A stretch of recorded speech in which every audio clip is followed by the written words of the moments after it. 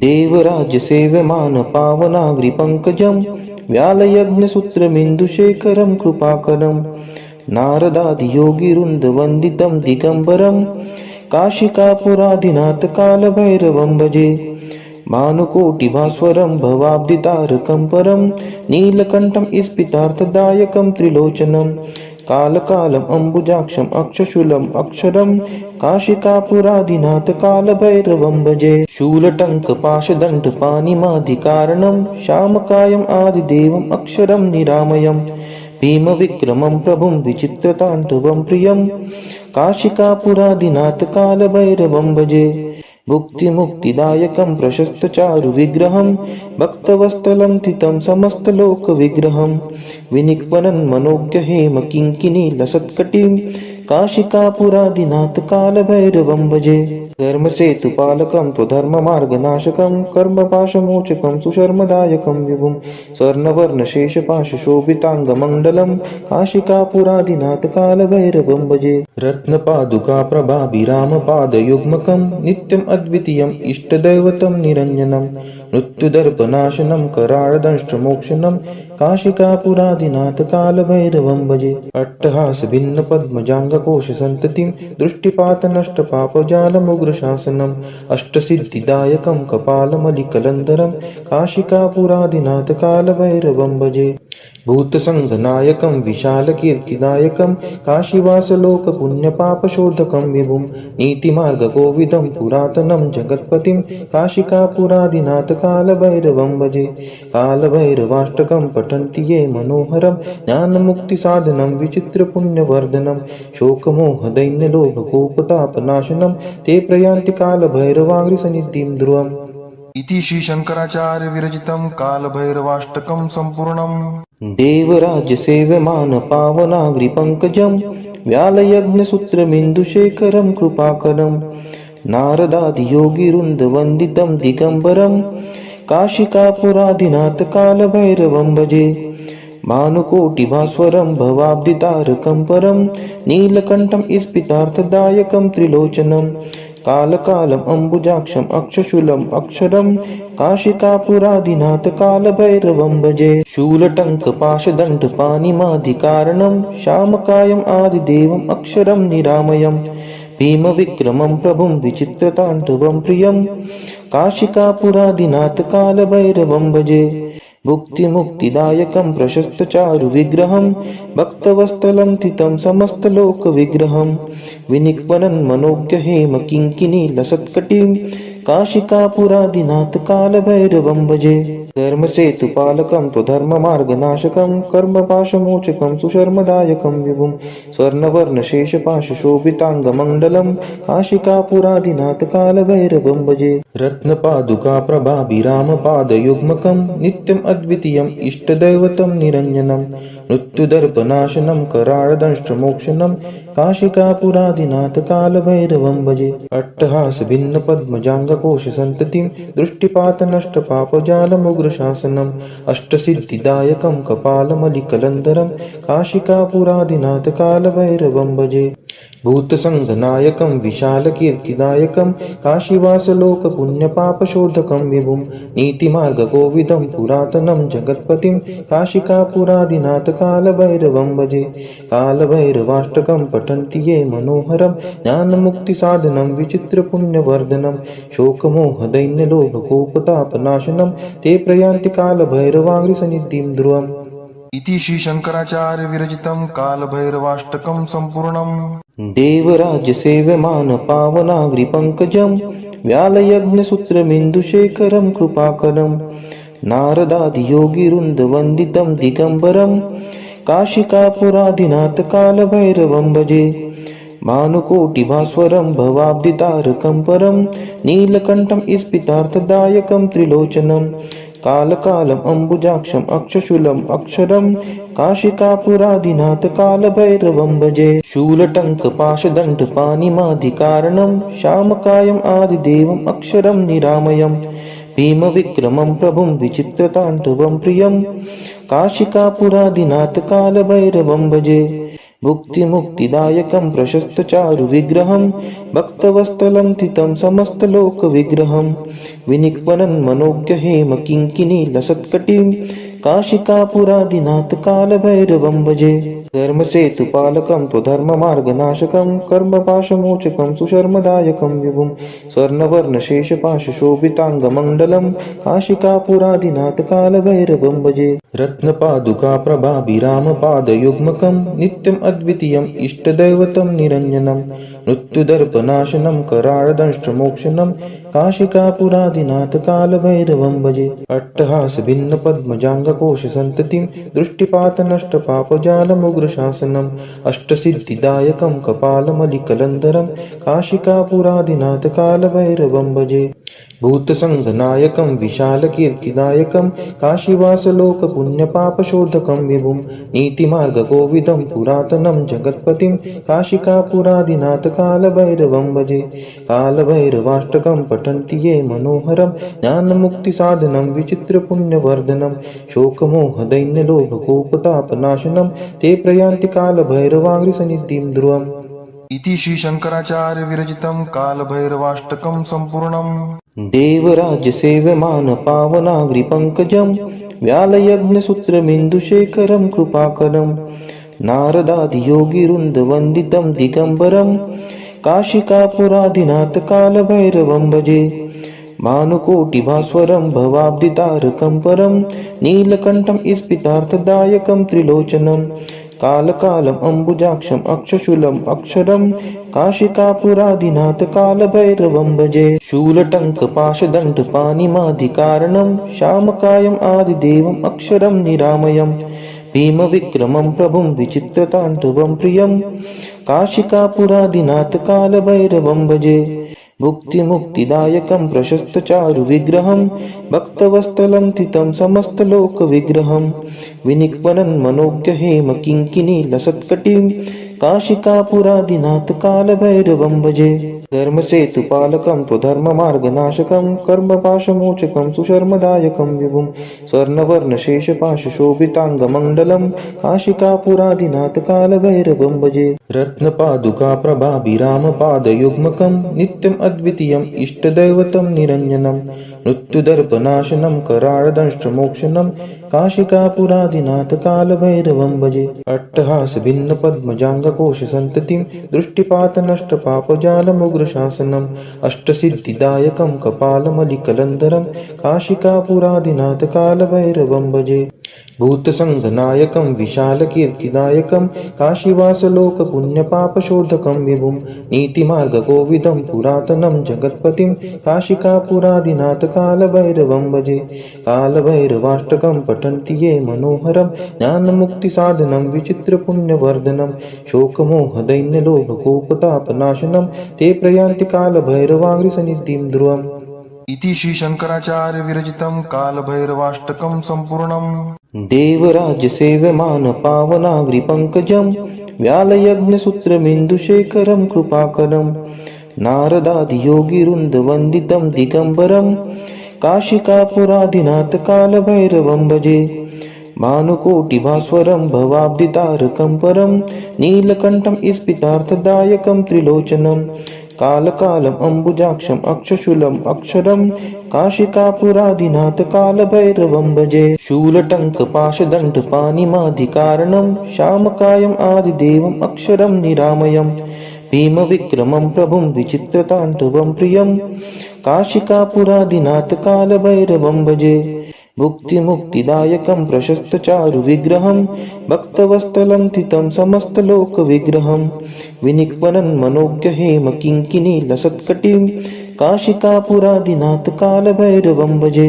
धर्मसेतुपालकं त्वधर्ममार्गनाशकं कर्मपाशमोचकं सुशर्मदायकं विभुं स्वर्णवर्णशेषपाशशोभिताङ्गमण्डलं काशिकापुरादिनाथ कालभैरवं भजे। रत्नपादुकाप्रभाभिरामपादयुग्मकं नित्यम् अद्वितीयम् इष्टदैवतं निरञ्जनं मृत्युदर्पनाशनं कराळदंष्ट्रमोक्षणं काशिकापुरादिनाथ कालभैरवं भजे। अट्टहासभिन्नपद्मजाङ्ग पंकजाङ्गकोशसन्ततिं दृष्टिपातनष्टपापजालमुग्रशासनम् अष्टसिद्धिदायकं कपालमलिकलन्धरं काशिकापुरादिनाथ कालभैरवं भजे। भूतसङ्घनायकं विशालकीर्तिदायकं काशीवासलोकपुण्यपापशोधकं विभुं नीतिमार्गकोविदं पुरातनं जगत्पतिं काशिकापुरादिनाथ कालभैरवं भजे। कालभैरवाष्टकं पठन्ति ये मनोहरं ज्ञानमुक्तिसाधनं विचित्रपुण्यवर्धनं शोकमोहदैन्यलोभकोपतापनाशनं ते प्रयान्ति कालभैरवाङ्घ्रिसन्निधिं ध्रुवम्। इति श्री शंकराचार्य विरचितं कालभैरवाष्टकं सम्पूर्णम्। देवराज्यसेव्यमान पावनाग्रिपङ्कजं व्यालयज्ञसूत्रमिन्दुशेखरं कृपाकरं नारदादियोगिवृन्दवन्दितं दिगम्बरं काशिकापुरादिनाथ कालभैरवं भजे। भानुकोटिभास्वरं भवाब्धितारकं परं नीलकण्ठं स्फितार्थदायकं त्रिलोचनं कालकालम् अम्बुजाक्षम् अक्षशूलम् अक्षरं काशिकापुरादिनाथ कालभैरवं भजे। शूलटङ्कपाशदण्डपाणिमादिकारणं श्यामकायम् आदिदेवम् अक्षरं निरामयम् भीमविक्रमं प्रभुं विचित्रताण्डवं प्रियं काशिकापुरादिनाथ कालभैरवं भजे। भुक्तिमुक्तिदायकं प्रशस्तचारुविग्रहं भक्तवत्सलं थितं समस्तलोकविग्रहं विनिक्वनं मनोज्ञहेम किङ्किणीलसत्कटिं काशिकापुरादिनाथ कालभैरवं भजे।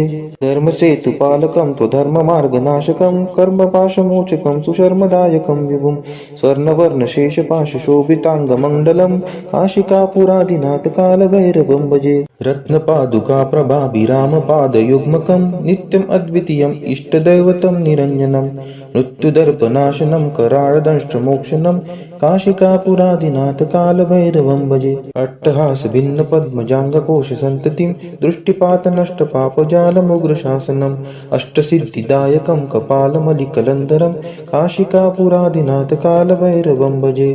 भूतसङ्घनायकं विशालकीर्तिदायकं काशीवासलोकपुण्यपापशोधकं विभुं नीतिमार्गकोविदं पुरातनं जगत्पतिं काशिकापुरादिनाथ कालभैरवं भजे। कालभैरवाष्टकं पठन्ति ये मनोहरं ज्ञानमुक्तिसाधनं विचित्रपुण्यवर्धनं शोकमोहदैन्यलोभकोपतापनाशनं ते प्रयान्ति कालभैरवाङ्घ्रिसन्निधिं ध्रुवम्। इति श्री शंकराचार्य विरचितं कालभैरवाष्टकं सम्पूर्णम्। देवराज्यसेव्यमान पावनाग्रिपङ्कजं व्यालयज्ञसूत्रमिन्दुशेखरं कृपाकरं नारदादियोगिवृन्दवन्दितं दिगम्बरं काशिकापुरादिनाथ कालभैरवं भजे। भानुकोटिभास्वरं भवाब्धितारकं परं नीलकण्ठं स्फितार्थदायकं त्रिलोचनं कालकालम् अम्बुजाक्षम् अक्षशूलम् अक्षरं काशिकापुरादिनाथ कालभैरवं भजे। शूलटङ्कपाशदण्डपाणिमादिकारणं श्यामकायम् आदिदेवम् अक्षरं निरामयम् भीमविक्रमं प्रभुं विचित्रताण्डवं प्रियं काशिकापुरादिनाथ कालभैरवं भजे। भुक्तिमुक्तिदायकं प्रशस्तचारुविग्रहं भक्तवत्सलं थितं समस्तलोकविग्रहं विनिक्वनं मनोज्ञहेम किङ्किणीलसत्कटिं काशिकापुरादिनाथ कालभैरवं भजे।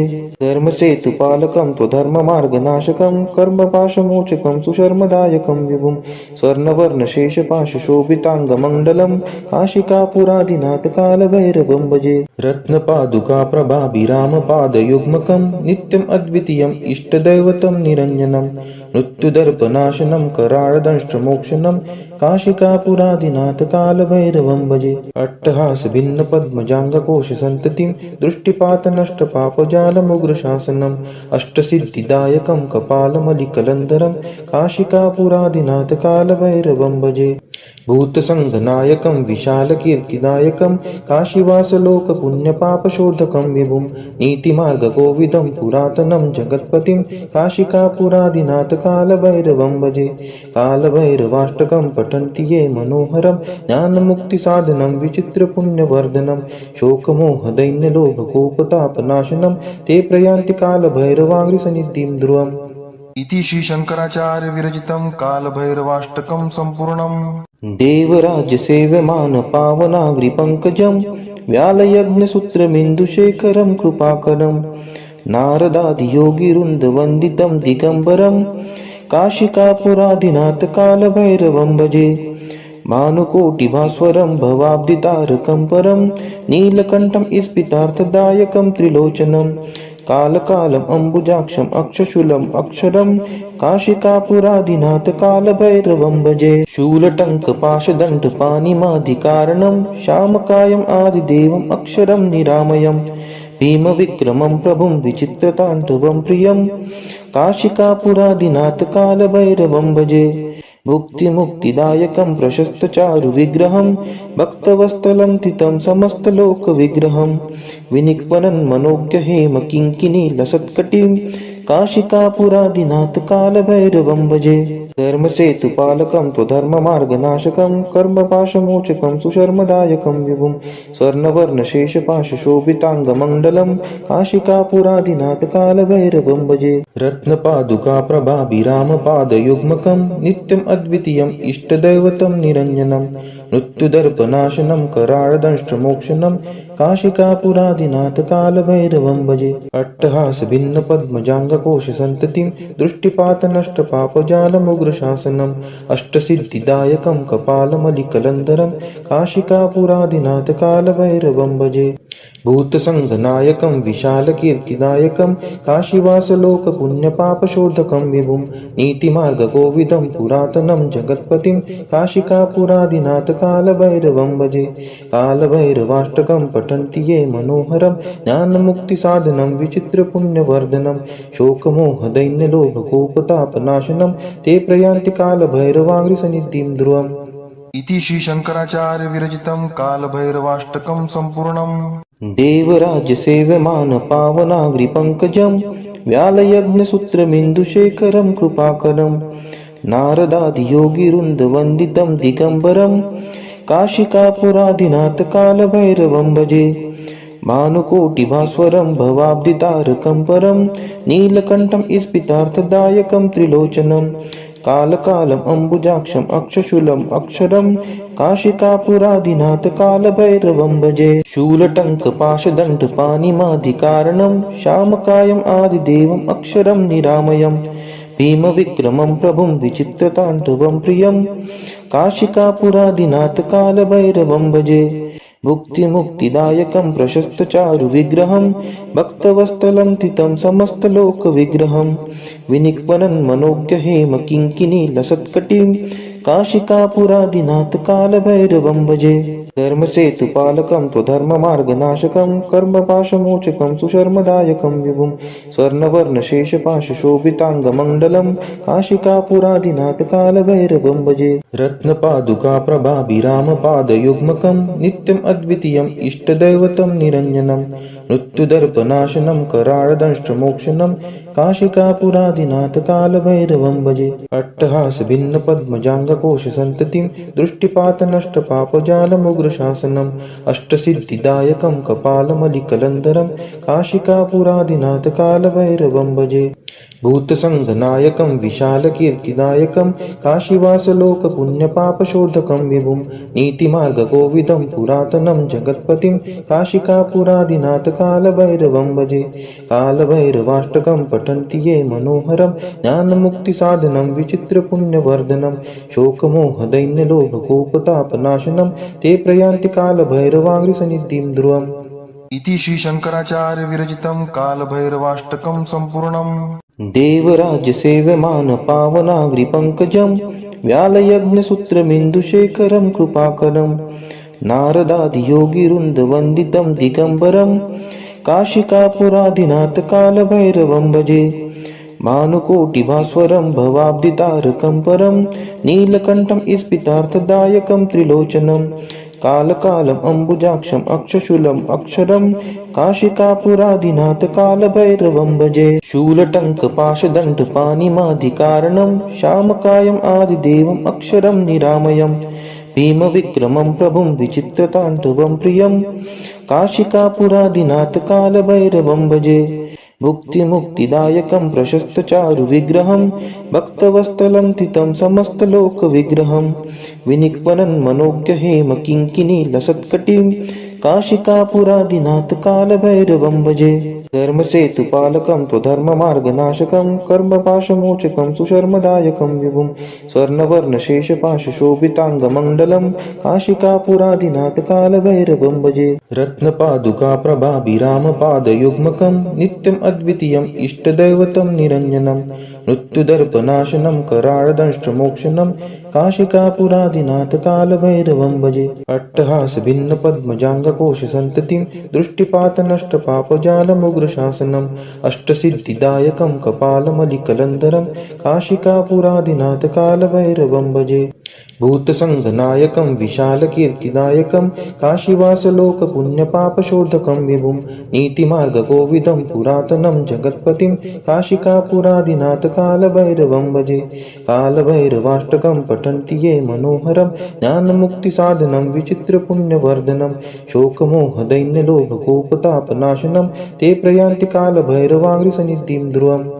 इति श्रीशङ्कराचार्य विरचितं कालभैरवाष्टकं सम्पूर्णम् देवराज्यसेव्यमानपावनाग्रिपङ्कजं व्यालयज्ञसूत्रमिन्दुशेखरं कृपाकरं नारदादियोगिवृन्दवन्दितं दिगम्बरं काशिकापुरादिनाथकालभैरवं भजे भानुकोटिभास्वरं भवाब्धितारकं परं नीलकण्ठं स्फितार्थदायकं त्रिलोचनं कालकालम् अम्बुजाक्षम् अक्षशूलम् अक्षरं काशिकापुरादिनाथकालभैरवं भजे शूलटङ्कपाशदण्डपाणिमादिकारणं श्यामकायम् आदिदेवम् अक्षरं निरामयम् भीमविक्रमं प्रभुं विचित्रताण्डवं प्रियं काशिकापुरादिनाथकालभैरवं भजे भुक्तिमुक्तिदायकं प्रशस्तचारुविग्रहं भक्तवत्सलं तितं समस्तलोकविग्रहं विनिक्वनन्मनोज्ञहेमकिङ्किणीलसत्कटिं